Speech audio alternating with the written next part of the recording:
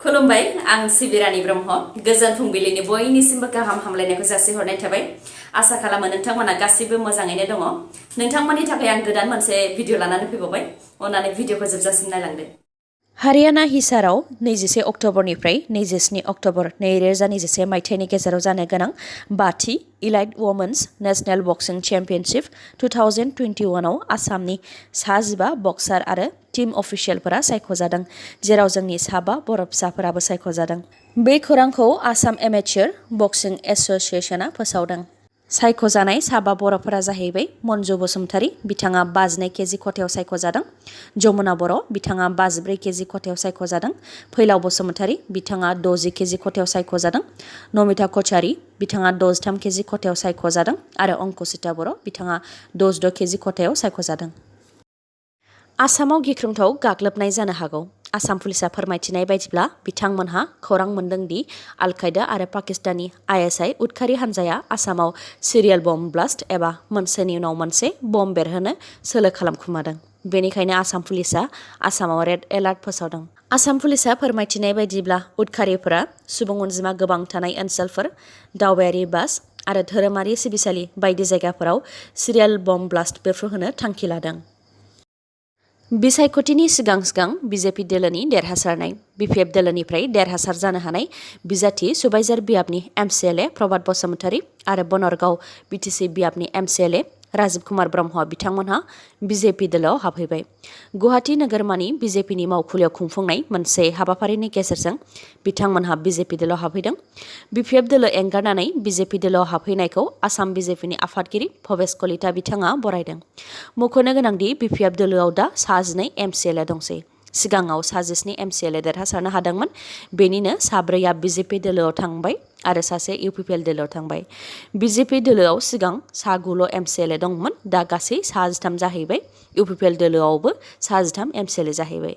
बेखौ नोजोर होयोबा उननि समाव बिजेपि दोलोखौ बिटिआर ओनसोलाव गोख्रोंसिन जागोनखौ नुहुरो आरो बियो इउपिपिएल आरो बिपिएफनि थाखायनो साननो गोनां। रायजोआव जानो गोनां उफ्रा बिधानसभा बिसायख'थियाव 33 बिजाथिफोरा बिसायख'थि गेलेगोन।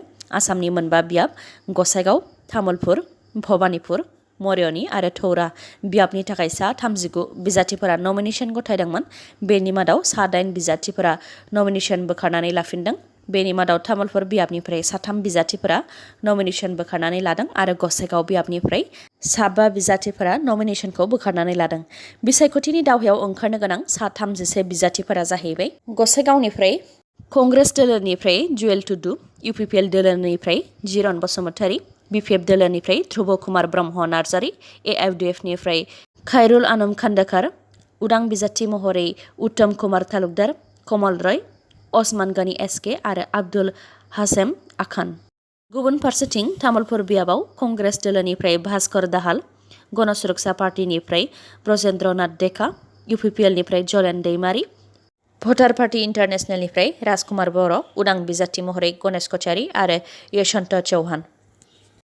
सुनील छेत्रीनि दैदेननायाव भारतआ नेपालखौ 3-0 फेजेननो हाबाय। मालदिभ्सनि मेलनि नेशनेल फुटबल स्टेडियामाव खुंजानाय साउथ एशियान फुटबल फेडारेशन SAFF आव भारतआ नेपालखौ 3-0 फेजेननो हादों। SAFF चेम्पियनशिपआव भारतआ 8थि खेबनि थाखाय नेपालखौ फेजेननो हादों। सुनील छेत्री, सुरेश सिंह आरो आब्दुल साहेल बिथांमोननि गल सोनायावनो SAFF चेम्पियनशिप 2021 आव भारतआ गोख्रोङै देरहासार जानो हादों।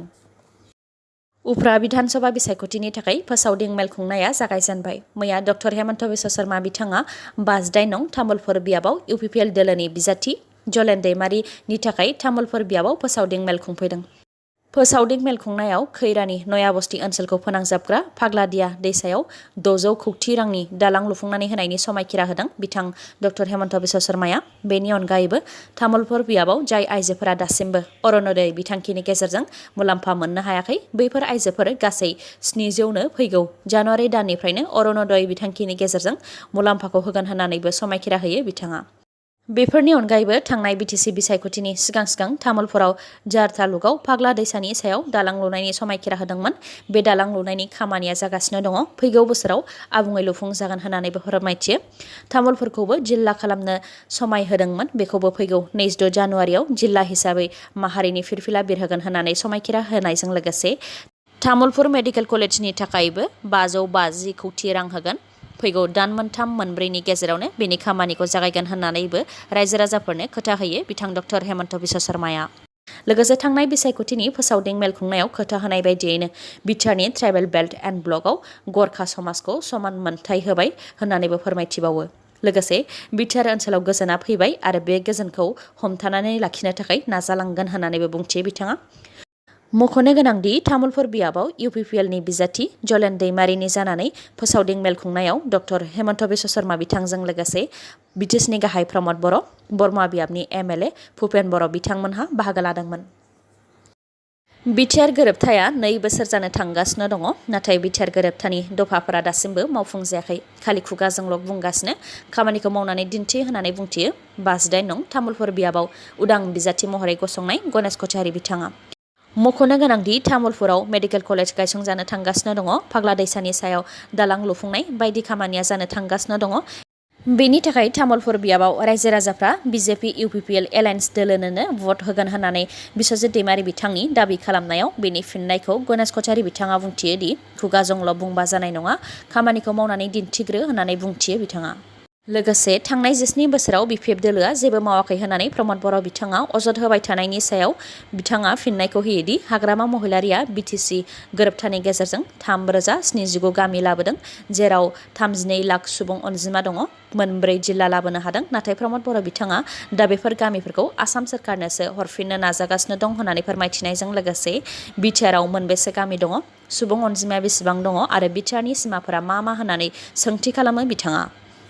हाग्रामा महिलारिया दिल्लीयाव, कलकातायाव, गुवाहाटीयाव, क'क्राझाराव गेस्ट हाउस लुदों। बेनि अनगायैबो क'क्राझाराव सिभिल हस्पिटाल लुदों।